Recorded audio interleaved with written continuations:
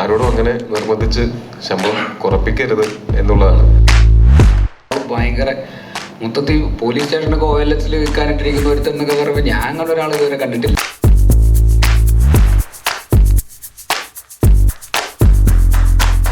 ഉത്തരവാദിത്തത്തോടെ ചെയ്തു കൊടുക്കപ്പെടുന്ന ഒരാൾ വേണം എന്ന് അവർക്ക് തോന്നിക്കഴിഞ്ഞാൽ അപ്പം തന്നെ സുരേഷ് ചേട്ടനെ വിളിക്കും, കോട്ടൊക്കെ ഇടിപ്പിച്ച് വന്ന്. ഒരാളോട് നമുക്ക് അങ്ങനെ ഒരു ഇഷ്ടം തോന്നുന്നത് വെച്ചാൽ അവരോട് സമയം സ്പെൻഡ് ചെയ്യുമ്പോൾ ഒരു നെഗറ്റിവിറ്റിക്കും അവിടെ യാതൊരു സ്ഥാനവുമില്ല. എല്ലാവർക്കും പണിയെടുത്താൽ അവർ അർഹതപ്പെടുന്ന അവരുടെ പൈസ കിട്ടിയിരിക്കണം എന്നുള്ളത് എനിക്കും അറിയാവുന്നതാണ്. അത് കിട്ടാതിരിക്കുമ്പോൾ ഉണ്ടാകുന്ന വിഷമമൊക്കെ എനിക്ക് നല്ല കൃത്യമായിട്ട് അറിയാവുന്നതാണ്. ഞാൻ കൂടുതലും ഈ പറയുന്ന പോലെ ശമ്പളം മേടിക്കുന്ന അല്ലെങ്കിൽ ആ ക്രിയേറ്റീവ് ആയിട്ടുള്ള സൈഡിലാണ് ഞാൻ കൂടുതൽ വർക്ക് ചെയ്തിട്ടുള്ളത്. അതുകൊണ്ട് അവര് എങ്ങനെയൊക്കെ ചിന്തിക്കും, അവർക്ക് എന്തൊക്കെ ഫീൽ ആവും എന്നുള്ളതൊക്കെ എനിക്ക് ഈസിലി ചിന്തിക്കാൻ പറ്റും. അപ്പൊ അങ്ങനെ സൗഹൃദം മുതലെടുത്തുകൊണ്ട് ആരെ കൊണ്ടും ശമ്പളം കുറപ്പിക്കരുത് എന്ന് നമുക്ക് ആഗ്രഹം ഉണ്ടായിരുന്നു. എല്ലാവർക്കും സാറ്റിസ്ഫൈങ് ആയിട്ടുള്ള സാലറി ഇതിനകത്ത് കിട്ടിയിട്ടുണ്ടെന്നാണ് ഞാൻ വിശ്വസിക്കുന്നത്. പിന്നെ സൗഹൃദം നമ്മൾ മുതലെടുത്തിട്ടില്ലെങ്കിൽ പോലും നേരത്തെ ഞാൻ പറഞ്ഞ പോലെ ഗുരു സാറിനെ പോലെ ഉള്ള ആൾക്കാർ, ഇപ്പൊ ബേസിലാണെങ്കിലും സുരേഷ് ചേട്ടനാണെങ്കിലും ഇതിനകത്ത് വർക്ക് ചെയ്തിട്ടുള്ള എല്ലാവരും ഈ സിനിമ പരമാവധി ഈ പറഞ്ഞ പോലെ നമുക്ക് ഇതിനകത്ത് ഒരു ഡാർക്ക് ഹ്യൂമർ ഇവിടെ വന്നിട്ടില്ലാത്ത ജോണർ ചെയ്യുമ്പോൾ അതിനകത്ത് ചെറിയൊരു റിസ്ക് എലമെന്റ് ഉണ്ടെന്ന് അറിയാവുന്ന കാരണം കൊണ്ട് ആരും അമിതമായിട്ടുള്ള ശമ്പളം ഞങ്ങളോട് ചോദിക്കുകയോ അങ്ങനെ ശമ്പളത്തിന്റെ പേരിൽ ഇവിടെ അങ്ങനെ ഒരു സംസാരമേ ഉണ്ടായിട്ടില്ല. പിന്നെ മറ്റൊരു കാര്യം, ഞാൻ ഒരിക്കലും ഇവരുടെ ശമ്പളം കുറപ്പിക്കരുത് എന്ന് പറയാനും കാരണം നാളെ ഇവരും പ്രൊഡ്യൂസ് ചെയ്യും, എന്നെ അഭിനയിക്കാൻ വിളിക്കും, ഇപ്പൊ ഞാൻ കുറപ്പിച്ച അപ്പൊ ഞാൻ കുറയ്ക്കേണ്ടി വരും എന്നുള്ള കാരണം കൊണ്ട് തന്നെയാണ്. നിങ്ങൾ വരുന്നുണ്ടല്ലോ. ഞാൻ ആലോചിച്ചിട്ടിരുന്നത് 25 ദിവസം തോന്നുന്നു ഷൂട്ട് ചെയ്തിട്ട് 75 ദിവസം ഷൂട്ട് ചെയ്തു. ശമ്പളം കൂടുതലൊന്നും തന്നില്ല, 25 ദിവസം ശമ്പളേ തന്നു. ഞാൻ ആലോചിച്ചോണ്ടിരുന്നത് നമ്മളെ 40 ദിവസം വിചാരിച്ചിട്ട് 70 ദിവസം ഷൂട്ട് ചെയ്തു, എന്നിട്ട് ആരും ഇങ്ങോട്ടൊന്നും തന്നില്ല. അതായത് ഈ മഴയൊക്കെ വരുന്ന സമയത്ത് അത് ഞാൻ പറയുന്നത് ഡെയിലി വേജസ് ആൾക്കാരുടെ കാര്യത്തിൽ നമുക്കൊന്നും ചെയ്യാൻ പറ്റില്ല. പക്ഷെ മറ്റു ആർട്ടിസ്റ്റുകൾക്കൊക്കെ ആക്ച്വലി സ്പീക്കിംഗ് ആർട്ടിസ്റ്റുകൾക്കും ടെക്നീഷ്യൻസിനും ഒക്കെ പറഞ്ഞതിനേക്കാൾ ശമ്പളം കൂടുതൽ ചോദിക്കാനായിട്ട് സ്വാഭാവികമായിട്ട് അവകാശമുണ്ട്. കാര്യം എന്ന് വെച്ചാൽ അവർ അത്രയും ദിവസം ഈ സിനിമയ്ക്ക് വേണ്ടിയിട്ട് ഇൻവെസ്റ്റ് ചെയ്യുന്നതാണ്. ആദ്യം നമ്മൾ പ്ലാൻ ചെയ്തതിനേക്കാൾ കൂടുതൽ ദിവസങ്ങൾ വർക്ക് ചെയ്യുന്ന സമയത്ത് അവർക്ക് വേണമെങ്കിൽ ശമ്പളം കൂട്ടി ചോദിക്കാനുള്ള സാഹചര്യം ഉണ്ടായിരുന്നു. അത് ചോദിച്ചില്ല അത് പറയാൻ ചോദിക്കാനുള്ള. പക്ഷെ അവിടെയാണ് ഇവരെല്ലാവരും ഈ മഴ നോക്കിയിരുന്നത്, മഴ മാറുന്നത് നോക്കിയിരുന്നപ്പോ ഇവർക്കും അറിയാം ഇതങ്ങനെ എല്ലാവരും അവനവന്റെ കാര്യം എന്ന് ചിന്തിച്ചു കഴിഞ്ഞാൽ ഈ സിനിമയുടെ ബഡ്ജറ്റ് ഇവിടുത്തെ ഏറ്റവും വലിയ കളക്ഷൻ കിട്ടിയ കളക്ഷനേക്കാൾ മുകളിലേക്ക് പോകും. പക്ഷെ എല്ലാവരും സഹകരിച്ചുകൊണ്ടാണ് നമ്മുടെ ഇൻഡസ്ട്രിയിൽ നിന്നുകൊണ്ട് നമുക്ക് ഇങ്ങനത്തെ സിനിമകൾ ചെയ്യാൻ പറ്റുന്നത്. അല്ലെങ്കിൽ നമുക്കൊരു ഇങ്ങനത്തെ പരീക്ഷണങ്ങൾ ചെയ്യാനായിട്ട് ഭയങ്കര പേടിയായി പോകും. നമ്മൾ ഒരു അച്ചിൽ വാർത്ത പോലത്തെ സിനിമകൾ മാത്രം ചെയ്തുകൊണ്ടിരിക്കേണ്ടി വരും. നമുക്ക് പ്രോഫിറ്റ് ഇത്രയും വരും എന്ന് പ്രതീക്ഷിച്ച് അങ്ങനെ മാത്രം ചെയ്യേണ്ടി വരും. അതിൽ നിന്നും മാറി എന്തെങ്കിലും ഔട്ട് ഓഫ് ദ ബോക്സ് ആയിട്ട് ചെറിയ രീതിയിലെങ്കിലും ചെയ്യണമെങ്കിൽ അത് ഒരാളെ കൊണ്ട് ഒറ്റയ്ക്ക് ചെയ്യാൻ പറ്റില്ല. അത് എല്ലാവരുടെയും സഹകരണം അതിനകത്ത് ഭയങ്കര ആവശ്യമാണ്. ഇപ്പൊ എന്തായാലും മരണമാസം ഇപ്പൊ കൊലമാസമായിട്ട് പ്രേക്ഷകനെ ഏറ്റെടുത്ത് തിയേറ്ററിൽ ആടിക്കൊണ്ടിരിക്കുകയാണ്.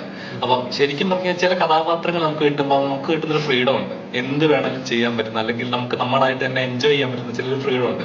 ഇതിന് കഥാപാത്രം ബേസിൽ ഓർത്ത കഥാപാത്രമായിരുന്നു. ഇല്ല, ഇത് കുറച്ചുകൂടെ എക്സാജറേറ്റഡ്, അപ്പൊ കുറച്ചുകൂടെ പാടായിരുന്നു. അത് ഇച്ചിരിയോടെ കുറവായിരുന്നു, കുഴപ്പമില്ലായിരുന്നു. ഇതെല്ലാം കുറച്ച് പുഷിയാണല്ലോ, ഇങ്ങനെയൊക്കെ കാണിച്ചുകൊണ്ടിരിക്കുമല്ലോ. അപ്പൊ അതിൻ്റെതായിട്ടുള്ള ഒരു എക്സാജറേഷൻ്റെതായിട്ടുള്ളൊരു പ്രഷർ ഉണ്ടായിരുന്നു. ആള് ഭയങ്കര മൊത്തത്തിൽ പോലീസ് സ്റ്റേഷനൊക്കെ OLX വിൽക്കാനിട്ടിരിക്കുന്ന ഒരുത്തെന്നൊക്കെ പറയുമ്പോൾ ഞാൻ അങ്ങനെ ഒരാൾ ഇതുവരെ കണ്ടിട്ടില്ല, സിജുവിനല്ലാതെ. അപ്പൊ എനിക്കതുകൊണ്ട് അതിപ്പോ എങ്ങനെയായിരിക്കും അങ്ങനെ.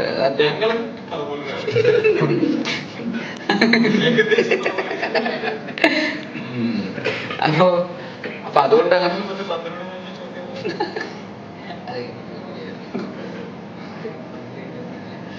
അപ്പൊ അതുകൊണ്ട് അങ്ങനെ ഭയങ്കര കംഫർട്ട് സോണിലുള്ള ഒരു ക്യാരക്ടർ ആയിരുന്നില്ല, കുറച്ചുകൂടെ. പക്ഷെ രസമായിരുന്നു ചെയ്യാൻ.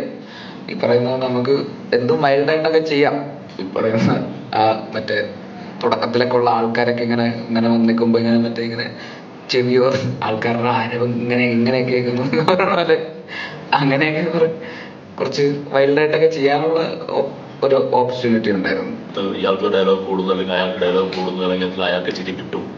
അങ്ങനല്ല, ഇപ്പൊ എന്റെ പല സീനിലൊക്കെ തന്നെ ബേസിലും ഒക്കെ തന്നെ വന്ന് ഇൻവോൾവ് ചെയ്ത് നമുക്ക് ഈ ഡയലോഗ് പറയാം, ഇങ്ങനെ കയറ്റാം, കൗണ്ടർ ഇങ്ങനെ പറയാം എന്ന് പറഞ്ഞിട്ടുള്ള ഒരു കൊടുക്കൽ വാങ്ങൽ സംഗതി ഞങ്ങൾ ഈ ടീമിനകത്ത് എല്ലാ സീനിലും ഉണ്ടായിരുന്നു. അതിന്റെ കൂടെ ഒക്കെ ഒരു ഗുണം നമുക്ക് ആ സിനിമയിൽ കാണുന്നുണ്ട്.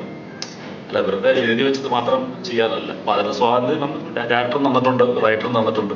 സുരേഷ് ചേട്ടനെ ഞാനും പേഴ്സണലി പരിചയപ്പെടുന്ന ഒരു 2 കൊല്ലമൊക്കെ ആയിട്ടുള്ളൂ. ഞങ്ങൾ പേഴ്സണലി ഒരുമിച്ച് അത്രയും സമയം ചെലവഴിച്ചിട്ടൊക്കെ. ഈ നടികറിനും കുറച്ചു മുമ്പ് നമ്മളങ്ങനെ ആണ് ഞങ്ങൾ പരിചയപ്പെട്ടതും സമയം സ്പെൻഡ് ഒക്കെ ചെയ്തിട്ടുള്ളൂ.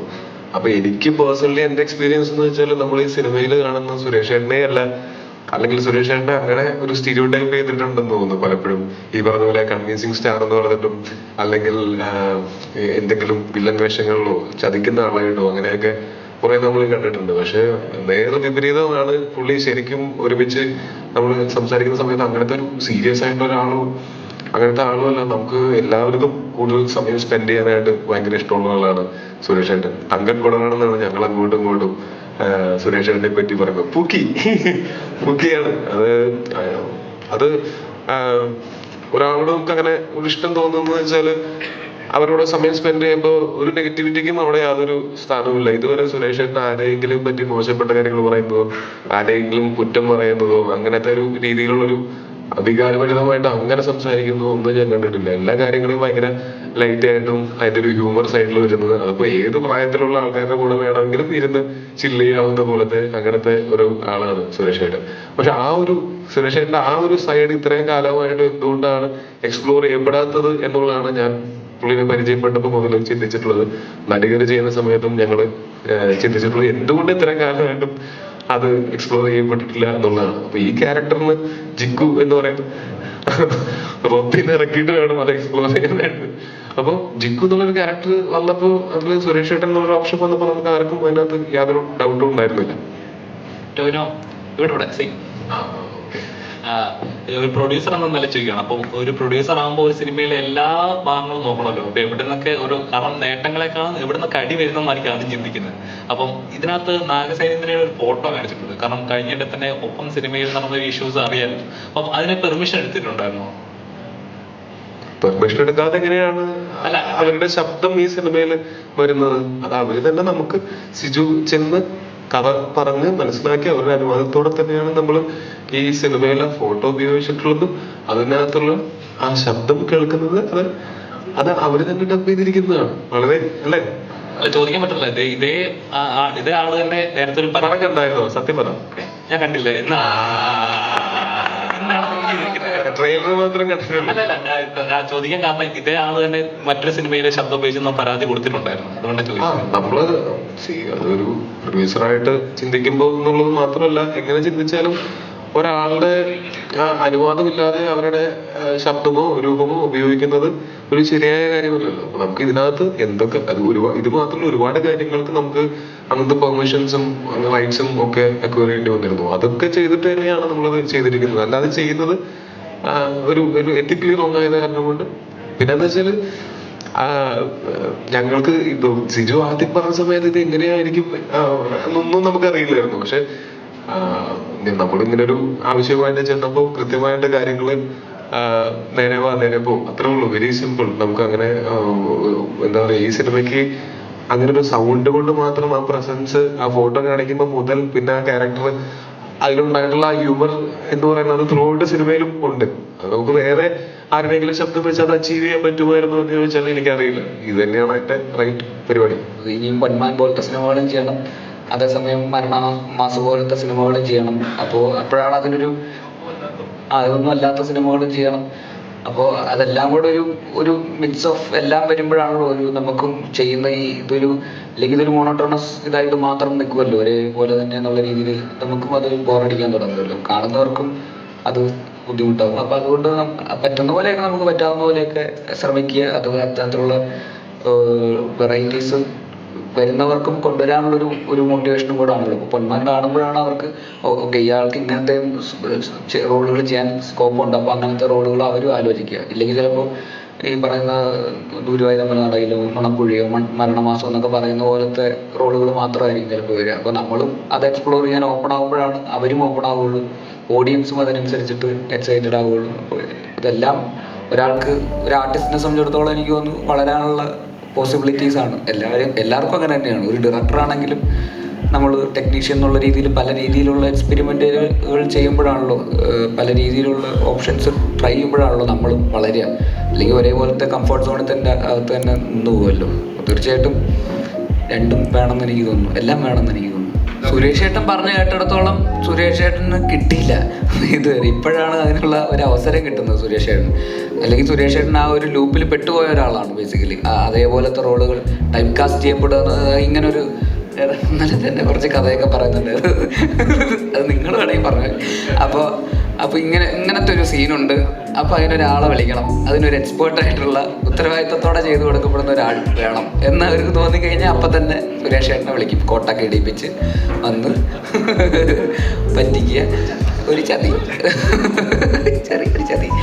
അപ്പോൾ അങ്ങനെ പിന്നെ അത് ആദ്യം അങ്ങനെ ഒരു ഇതിലേക്കൊക്കെ പോയി. പിന്നെ ഇപ്പോഴാണ് സുരേഷ് ഏട്ടൻ 2.0 റിവീൽ ആവപ്പെടുന്നത്. അപ്പോൾ ഇനി അങ്ങോട്ട് സുരേഷ് ഏട്ടന് എല്ലാ തരത്തിലുള്ള റോളുകളും വരും എന്ന് തന്നെയാണ് ഞാൻ വിശ്വസിക്കുന്നത്. കോമഡിയും പ്രോപ്പർ ക്യാരക്ടർ റോൾസും അല്ലാത്ത ഈ പറയുന്ന കുറച്ച് വില്ലനി ആയിട്ടുള്ള റോൾസും എല്ലാം ഇനി വരാനുള്ള ഓപ്പർച്യൂണിറ്റി ഞാൻ വാതിൽ മലർക്കെ തുറന്ന് നടക്കുകയാണെന്നാണ് എനിക്ക് തോന്നുന്നത്.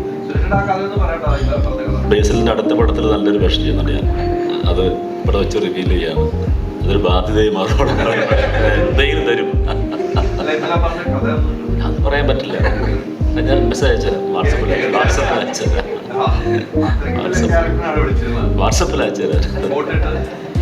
ഒന്നുമില്ല, ഒരു സീസണിൽ സ്ഥിരമായിട്ട് ബലാത്സംഗം ആ പരിപാടിയൊക്കെ ആയിരുന്നു. ഞാനങ്ങനെ ആലോചിക്കും, എന്തിനാ എന്നെ വിളിക്കുന്നവർ സ്ഥിരമായിട്ട്. അങ്ങനെ ഏതോ ഒരു നമ്മുടെ നന്ദിനി എന്ന് പറയുന്നത് നമ്മുടെ ഒരു നായിക ഉണ്ടായിരുന്നല്ലോ പണ്ട്, നമ്മുടെ കരുവാടി കൊണ്ടുള്ള നായിക. അതിലും ബലാത്സംഗം പരിപാടി ഉണ്ടായിരുന്നു. അത് കഴിഞ്ഞ് 3 പടം അടുപ്പിച്ച് ഞാനായിരുന്നു. മൂന്നാമത്തെ സിനിമ എത്തിയപ്പോൾ അവർ വെച്ചു, ഇതിലും നിങ്ങളാണോ? അപ്പോൾ ഞാൻ പറഞ്ഞു, ഇവിടെ ചിലപ്പോൾ അധികം ആൾക്കാർക്ക് ഇത് അറിയില്ലായിരിക്കാം, അതുകൊണ്ടാണ് നമുക്ക് പെട്ടെന്ന് അധികം ടേക്ക് പോകാതെ പെട്ടെന്ന് പണി തീർക്കാന്ന് പറഞ്ഞത് എന്ന് പറഞ്ഞൊരു 3-4 പടം അടുപ്പിച്ച് ഞാൻ അവരുടെ കൂടെ ഉണ്ടായിട്ടുണ്ട്. അപ്പൊ അതിനൊക്കെ പ്രത്യേകിച്ച് ഇപ്പൊ ഇയാളെ കണ്ടു കഴിഞ്ഞാൽ അയാൾ നല്ല ബലാത്സംഗം പേരിനായിരിക്കും. അങ്ങനെയൊന്നും തന്നെ കണ്ട അതൊന്നും ആയിരിക്കില്ല.